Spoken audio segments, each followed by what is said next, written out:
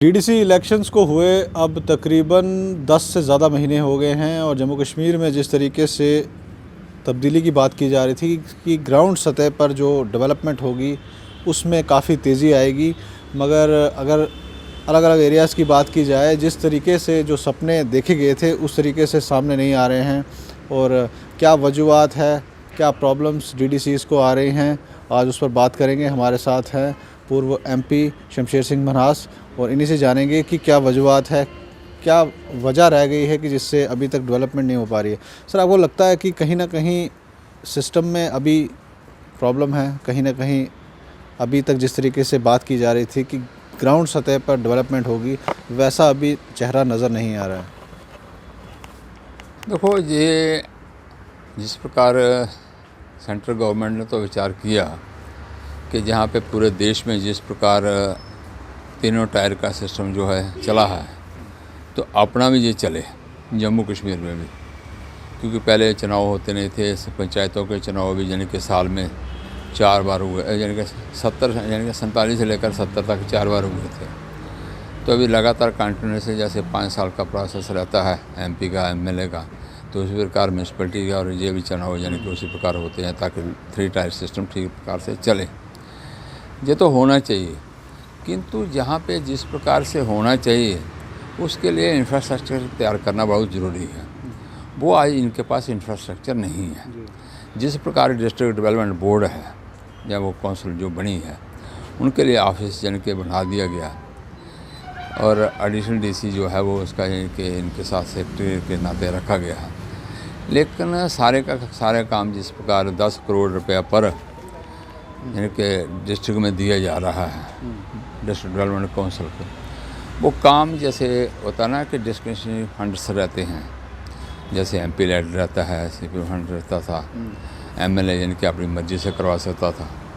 ये सारे काम जिस प्रकार से होने चाहिए थे वो तो उसी प्रकार से हो नहीं रहे। क्योंकि सबसे बड़ी बात ये आ रही है, मुझे समझ नहीं आ रही कि ये मान लो डिस्ट्रिक्ट डेवलपमेंट कमिश्नर है या अपना यानी कि डिब काम है, डिप्टी कमिश्नर साहब हैं, या ऊपर रूरल डेवलपमेंट में यानी कि बैठे हुए कमिश्नर हैं, ये सारी चीज़ों को देख रहे हैं और देख कर ये सारी बात को जिस प्रकार से उन्होंने करना चाहिए वो हो नहीं रहा।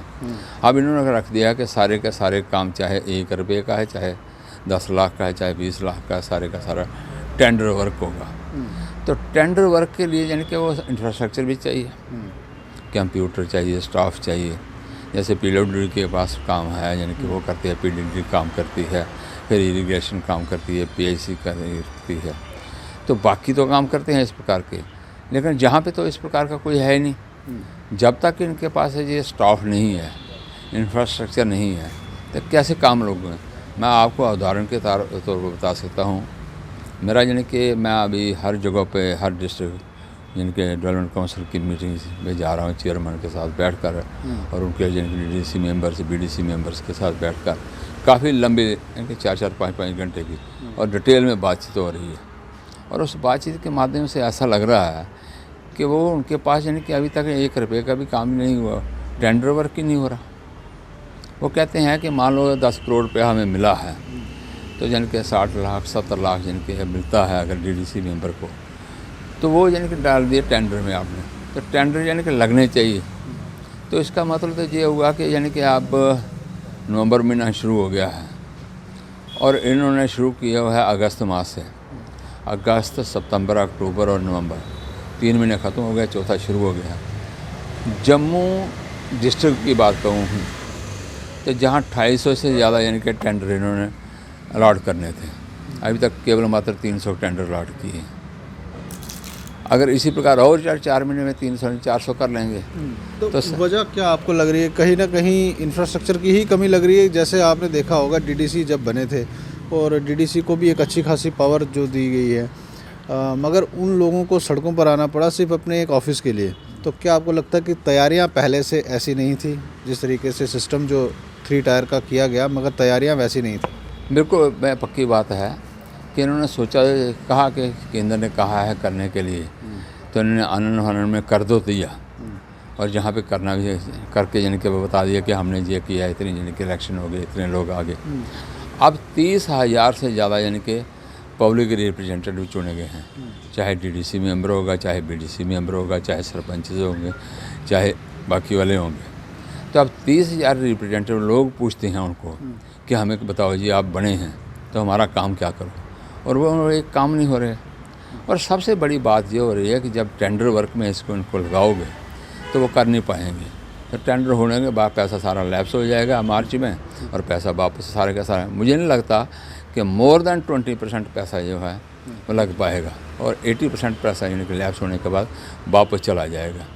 और इसी प्रकार यानी कि सरपंचों के पास जो पैसा आता है, और सरपंच भी यानी कि अभी लेमैन हैं, बहुत सारे नए हैं, उनको ये भी पता कि हमारी पावर्स क्या हैं।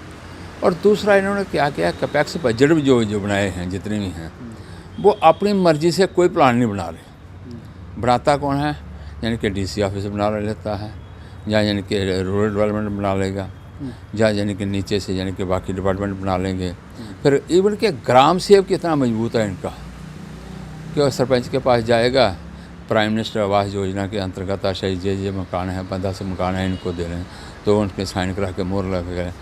कौन डिजर्व करता है, कौन नहीं डिजर्व करता है, ये बिल्कुल नहीं देखा जा रहा।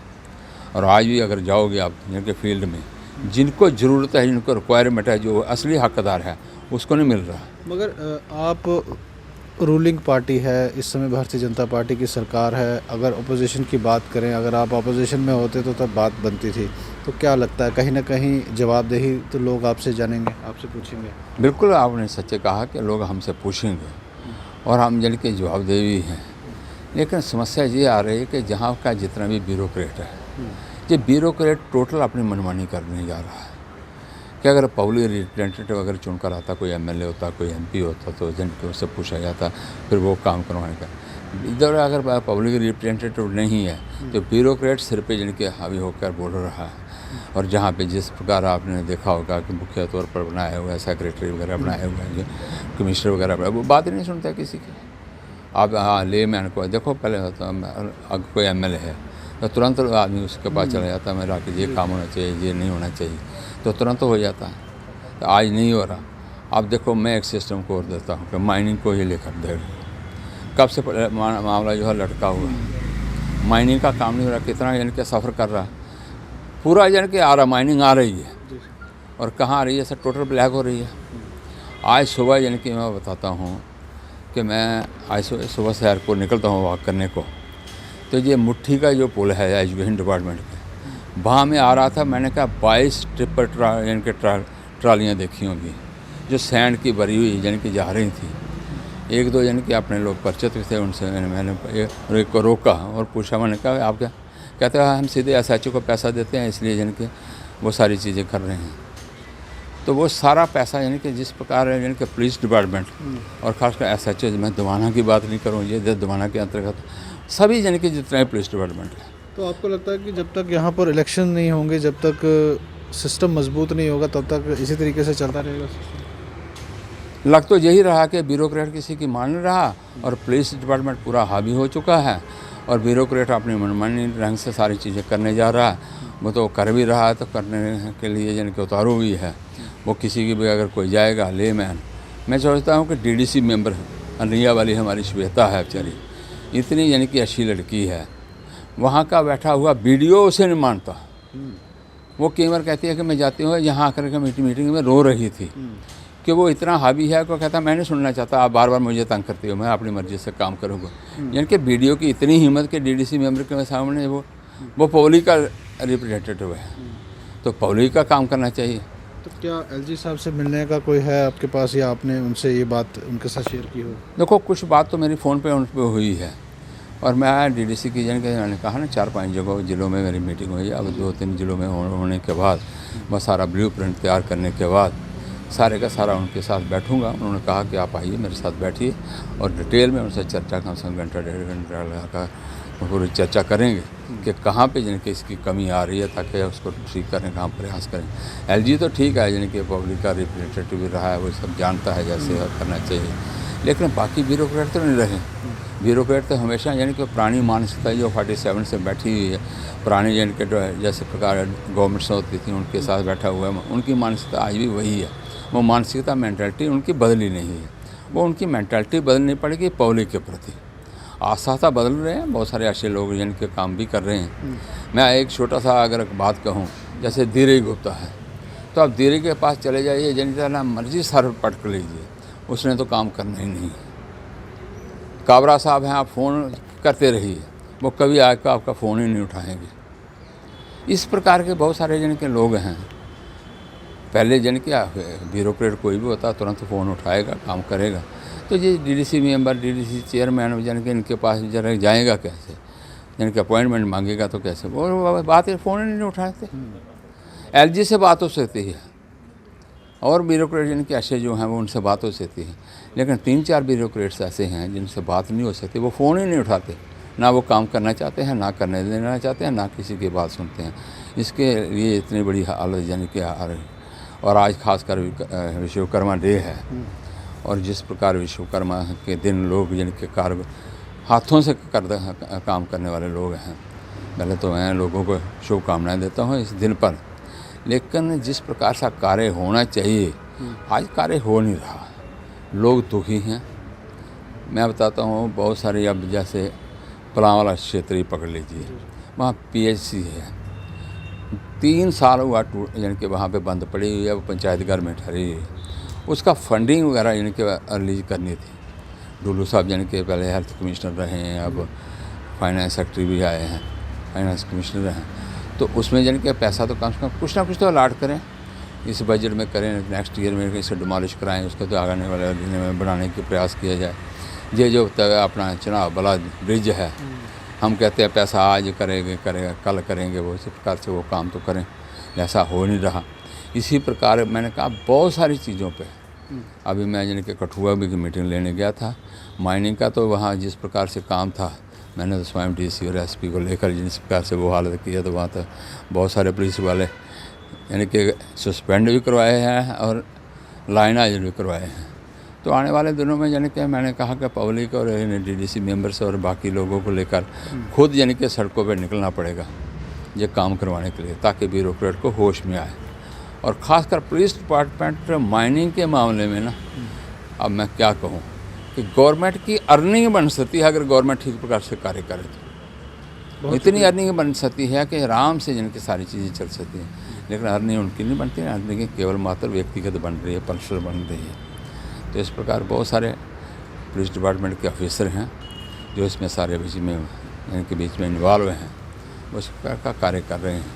और आने वाले दिनों में कुछ घूमते हुए बहुत सारी चीज़ें बीच में निकल कर आ रही हैं, वो बातें बता रहे हैं। एक एक चीज़ मैंने पेज कठुआ का शायद परसों आपने प्रेस कॉन्फ्रेंस मैंने पढ़ी होगी, उसमें भी सारी चीज़ें मैंने बताने की कोशिश की, जम्मू में भी बताने की। अभी मैं किश्तवाड़ डोडा भद्रवाही जा रहा हूँ, तो देखता हूँ आने वाले समय में क्या होता है क्या नहीं। लेकिन 9 तारीख के बाद यानी कि एलजी साहब जहाँ आ जाएंगे, उनके साथ बैठ कर विचार करेंगे ताकि लोगों को कैसे फ़ायदा हो सके। और टेंडर मैंने कहा 2 लाख से 3 लाख से लेकर 5 लाख तक ये फ्री करना चाहिए, सरपंच के हाथ देना चाहिए, ताकि सरपंच किसी को भी नॉमिनेट करके ताकि काम करवाए, ताकि काम हो और पैसा लैप्स ना हो, पैसा वहाँ लगे, दिखना चाहिए। वो ऐसा हो नहीं रहा। हर एक के लिए टेंडर रखने के मुझे समझ नहीं आ रही कि ये काम क्या से पकड़ा हुआ है। जिनके सरपंच को पता है ये काम होने वाला है, कितने में होगा कितने में नहीं होगा, टेंडर से क्या लेना देना इसका। पहला टेंडर प्रोसेस होगा। अच्छा, एक और बात बताता हूँ आपको, जितने भी ब्लॉक से हैं, ब्लॉक में 1 या 2 जेई हैं, और जिसमें 25 और 30 पंचायतें हैं, और 30 पंचायतों पर अगर 2 जेई होंगी तो वो काम करवाएंगे। वो कहाँ जाएगा, किस ब्लॉक में जाएगा, किस में जाएगा, इसलिए कोई पता नहीं कहाँ हो रहा है कहीं नहीं हो रहा। EW है वो एक पूरे क्षेत्र का इतना बड़ा लंबा चौड़ा, इनके पास मैंने कहा स्टाफ इतना कम है। पहले स्टाफ की रिक्वायरमेंट पूरी करें। जब तक स्टाफ पूरा रिक्वायरमेंट उनकी पूरी नहीं होती, तब तक किसी प्रकार की जिनकी डेवलपमेंट वहाँ पे हो नहीं सकती। वो करने का हम प्रयास करने चाहिए, वो हम करेंगे, करवाएंगे। इसलिए मैं कहा एलजी साहब से बैठकर कुछ नए नियुक्तियाँ भी करवाएंगे, कुछ कॉन्ट्रैक्चुअल बेस पर लोगों लगाएं। और ख़ासकर मैं डीसी साहब से बात करने वाला हूँ आजकल में, मैंने बात की नहीं। मैं चाहता था उनसे कहूँ मैं आ रहा हूँ, तो उनसे ये कहूँगा कम से कम टेंडरिंग का प्रोसेस अगर चलाना है तो कुछ लोग एक्सपर्ट बैठे हुए हैं, रिटायर्ड ऑफिसर हैं जो PWD से निकले हैं या PDD से निकले हैं, तो उनको हायर करें।